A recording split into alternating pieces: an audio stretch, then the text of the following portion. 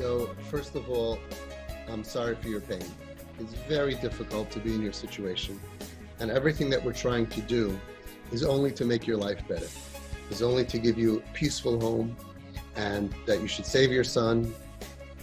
And we have to remember two nekudot, 2 points. The first point is, when we do the wrong thing, if we would lose the child and have peace, it's terrible, but at least we have peace. But so many people, because they don't have peace at home, they do the wrong thing. It hurts the child, but they don't even have peace, because kids don't just delete. You make him worse, he's going to be more attacking and more worse. And that's really a lot of what the world doesn't understand. They say, Avi, how come no boundaries? How come no? How come no? And I say, because these kids get worse and you can't live. It becomes escalating and more, and then there's a knife, and then there's screaming, and there's chairs throwing. People are living like that for years. They lose the kid comes back. People put the kid in the psych ward. You know what happens? 2 weeks later, the psych ward sends the kid home, or 2 days later sometimes. And then the kid's angrier. So you call the police, and they go through this for years. We calm everything down by saying, we don't want anything from you. Gurnished, nothing. We love you, and we deal with the person like a chola. So first of all, I'm sorry for what all of you are going through. And my ideas are only coming after everyone else's ideas. I wish I could have a debate and have over here a podium like the presidential debate, and have all the other people that disagree with me. And they could all answer you first. And you know what my answer would be? Listen to them. But if it doesn't work, then what? In other words, boundaries, great idea. Does it work? Makes the kid worse. Then do me. I agree with what they say, that what they say should work, but it stopped working on our kids, and it stopped working on a lot of kids. So now what? What's plan B? They don't have a plan B. So what we developed is a plan B that works. Some people say, why does it have to be plan B? It works well. Make it a plan A. Okay. But I'm saying at least plan B. So let's answer the question the right way. The right way is as follows. If boundaries would work to make your life better, that next week on the conference call you say, Avi, we had a much better week, then of course you should use boundaries.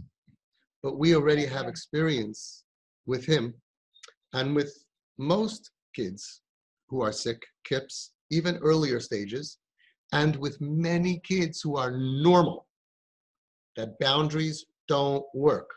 Because what is the definition of a boundary? And where does it come from in the world, boundaries? I'll tell you. A boundary is put down when somebody doesn't know something. The child is 3, the child is 6, and you say, no, this is not allowed. But once they know it, and they even did it, and now they're broken, the boundary is not teaching them anything, it's fighting them. Yeah. It's saying to somebody who's sick, right? It's saying, Yossi, Lior, Chaim, Moshe, in this house, when you have fever and you throw up, there is no throwing up at night. You cannot throw up in the middle of the night. Or you cannot throw up in the living room. Only throwing up in the bathroom. I know this. My whole life I throw up in the bathroom if I'm sick. And now this child is so sick that they can't stop it, and they need a boundary? So the concept of boundaries is to be mechanech, is to teach somebody, because they don't know. So we show a kid, no, you can't take from the plate if it's not yours. No, we teach them. But once they know it, and they're not 8 anymore, and they're 15, 18, 20, 22, and they come downstairs like Godzilla, and they grab from the thing, now I have to teach them? They already know it. So what does the boundary do? What does it accomplish? It accomplishes nothing. It accomplishes that I don't agree with you, and I'm stopping you, and you're no good, and then he gets worse.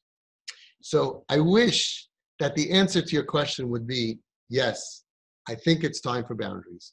But I know, based on your history, and the history of the parents, and knowing the general world, It's going to make the situation worse. So what should you do? Right now, we have a sick kid. He's getting better. He's better than a month ago. Yeah. What gets him better is not challenging him, not upsetting him, not triggering him, because you are the psych ward. And while you don't do all the no's, you're doing all the yeses. You're complimenting him. I love you. I love when you're around. You're so funny. You're so nice. You're so good. You're so everything. Everything. You're so great. You're so great. You're so great. You're so great.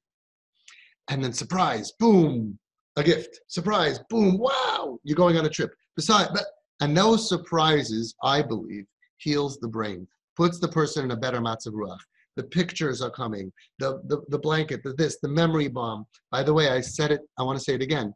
Those of you who cannot take pictures of your child, still take a picture of the gift, unwrapped, wrapped, the cards clear, so you can make a memory bomb, and you're giving your child a big thing, an album of love, and it has the cards. They can read every card.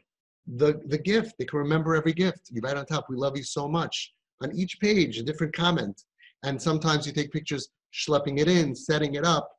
Now, if they let you, it's also good in the memory bomb, the album, to also have the kid and the smile and the hugs, fine. But for those of you where they don't do that, you could still have the background. You present that to your child after 90 days. Look what memories, it's so healthy. It's so powerful. And when they're down, they'll open up, they'll remember. We don't remember all the gifts that Hashem gives us. When we're hurting, we don't remember them. Hashem should give us every 90 days. Look what I did for you. Look how much I give you. Would help us when we're down. So that's what we're doing for the kids.